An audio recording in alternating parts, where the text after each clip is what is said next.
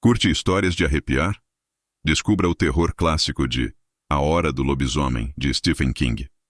Uma leitura intensa e inesquecível. Adquira o seu pelo link na descrição e mergulhe nessa aventura sombria.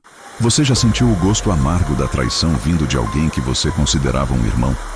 Em 1999, eu aprendi da pior forma que a inveja pode transformar um amigo em seu pior inimigo. Meu nome é Lucas, e essa é a história de como quase perdi a vida para um lobisomem enviado por alguém em quem eu confiava cegamente. Eu tinha 24 anos na época. Morava em uma cidadezinha do interior cercada por matas densas e lendas antigas. Todos conheciam as histórias sobre criaturas que rondavam as florestas à noite. Mas, como qualquer jovem, eu nunca dei muita atenção. A vida era simples. Trabalho durante o dia, encontros com amigos à noite e às vezes umas festas improvisadas, na beira da mata. Entre os meus amigos havia um em especial que eu considerava como um irmão, Diego.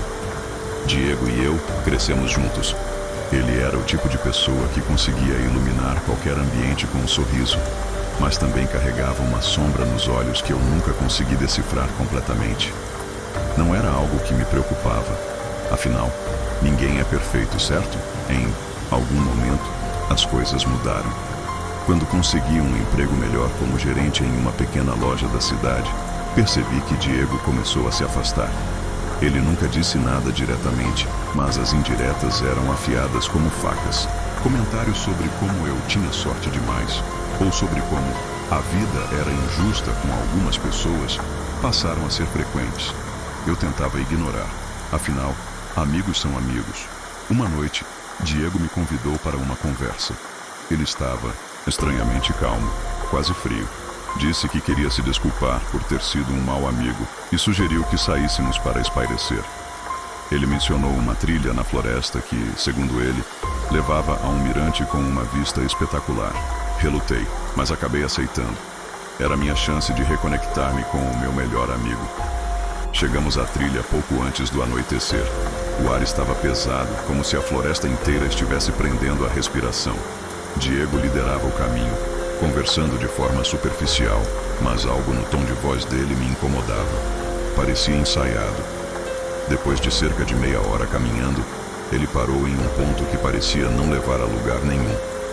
Quando perguntei, ele apenas sorriu e disse que precisava voltar para buscar algo no carro. Antes que eu pudesse falar alguma coisa, ele virou as costas e desapareceu entre as árvores. Fiquei ali, sozinho, cercado por uma escuridão crescente. O vento assobiava entre as folhas, criando sons que pareciam sussurros. Depois de alguns minutos, comecei a sentir uma presença. Não era apenas paranoia, era algo real, palpável. Então eu ouvi um rosnado baixo, quase gutural, vindo de algum lugar à minha direita. Meu coração disparou. Olhei ao redor, tentando encontrar alguma explicação racional. Talvez fosse um cachorro perdido, pensei. Mas então os sons ficaram mais altos, mais próximos. Galhos quebrando, passos pesados, respiração acelerada. E finalmente eu o vi. No meio da penumbra, uma figura enorme surgiu entre as árvores. Era alto, com pelo negro e olhos que brilhavam como brasas. Suas garras pareciam afiadas, o suficiente para rasgar carne, e a boca. Aquela boca estava cheia de dentes pontiagudos, como facas prontas para dilacerar. Era um lobisomem, e ele estava olhando direto para mim. Parei, incapaz de me mexer. Meu corpo inteiro gritava para correr, mas minhas pernas estavam presas como se fossem feitas de chumbo. Quando a criatura deu o primeiro passo em minha direção, algo finalmente se quebrou dentro de mim, e eu corri. Corri como nunca antes, desviando de árvores e pulando sobre raízes. O som dos passos pesados e rosnados furiosos não diminuía. Pelo contrário, parecia que ele estava cada vez mais perto. O medo me dominava. Minha mente estava em caos, mas uma pergunta se destacava. Por que Diego me deixou ali? Depois do que pareceram horas, avistei uma cabana velha no meio da mata.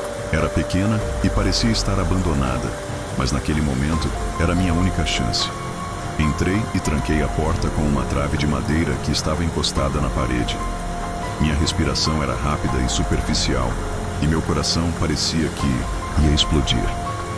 Lá fora, o lobisomem uivou. O som era aterrorizante, carregado de fome e raiva. Comecei a procurar algo para me defender.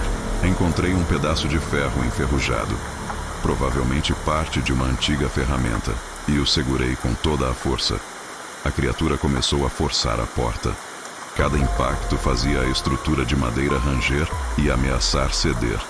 Eu sabia que era apenas questão de tempo antes que ele entrasse. Nesse momento, algo inesperado aconteceu. Por trás dos rosnados e da madeira quebrando, ouvi uma voz. Era Diego. É isso que você merece, Lucas. Ele gritou. Você sempre teve tudo enquanto eu não tinha nada.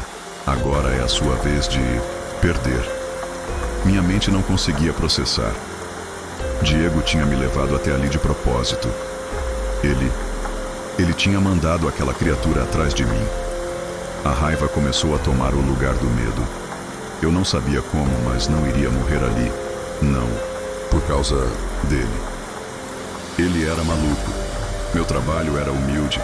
Eu trabalhava muito duro para chegar onde eu cheguei. Então, qual era o sentido de tudo isso? Nunca me senti superior. Nunca diminuí ninguém pelo que eu tinha. Pelo contrário, sempre ajudei e motivei as pessoas, os meus amigos e o próprio Diego. Mas de repente, a porta finalmente cedeu e o lobisomem entrou. Ele se moveu rápido como um relâmpago negro. Eu rolei para o lado, evitando por pouco um golpe que teria me partido ao meio. Com um pedaço de ferro nas mãos, ataquei, acertando o ombro da criatura. O golpe a fez recuar, mas não o suficiente. Ele parecia mais furioso do que machucado. Enquanto eu lutava pela minha vida, Diego apenas observava da entrada da cabana com um sorriso cruel no rosto. Isso me deu forças para continuar. Cada movimento era guiado pelo desespero, mas também por uma vontade insana de sobreviver apenas para confrontá-lo. Por fim, em um último ato de coragem ou desespero, consegui cravar o pedaço de ferro no peito da criatura. O lobisomem soltou um uivo ensurdecedor antes de cair, contorcendo-se e finalmente parar. O silêncio que se seguiu foi quase mais aterrorizante do que os sons da luta. Diego, vendo que seu plano havia falhado, tentou fugir, mas eu não deixei. Usei o resto das minhas forças para alcançá-lo e confrontá-lo. Ele tentou se justificar, dizendo que não sabia que o lobisomem realmente me mataria, que tudo era apenas um aviso. Mas seus olhos diziam outra coisa. Ele sabia exatamente o que estava fazendo. Eu dei uma bela de uma surra nele e o deixei ali, na floresta, sozinho.